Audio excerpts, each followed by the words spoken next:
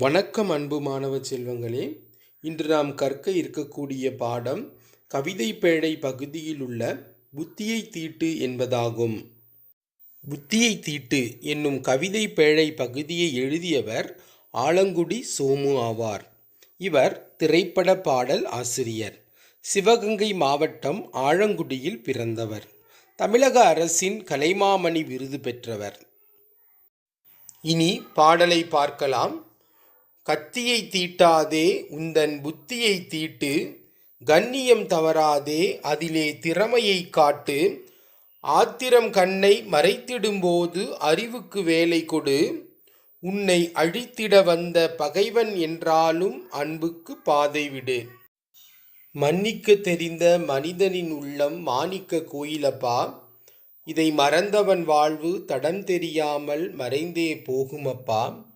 இங்கே இருப்பது சில காலம், இதற்குள் ஏனோ அகம்பாவம், இதனால் உண்டோ ஒரு லாபம், இதை எண்ணிப்பாரு தெளிவாகும். இனி பாடலின் பொருளினை அறிந்து கொள்வோம். கண்ணியம் தவறாமல் எடுத்த செயலில் தன்னுடைய திறமையை காட்ட வேண்டும். ஆத்திரம் கண்ணை மறைத்துவிடும் என்பதால் அறிவுக்கு வேலை கொடுத்து அமைதி காக்க வேண்டும். பகைவன் அடிக்க வந்தாலும் அவரிடம் அன்பு காட்டி அரவணைக்க வேண்டும். மன்னிக்க தெரிந்த மனிதனின் உள்ளம் மாணிக்கக்கல் போன்றது. இதனை மறந்து வாழ்ந்தவன் வாழ்க்கை தடம் தெரியாமல் மறைந்து போய்விடும். வாழும் வாழ்க்கை சில காலமே, அதற்குள் ஏன் அகம்பாவம்? இதனால் எந்த லாபமும் கிடைக்காது. எனவே அகம்பாவத்தை காட்டாமல் வாழ வேண்டும்.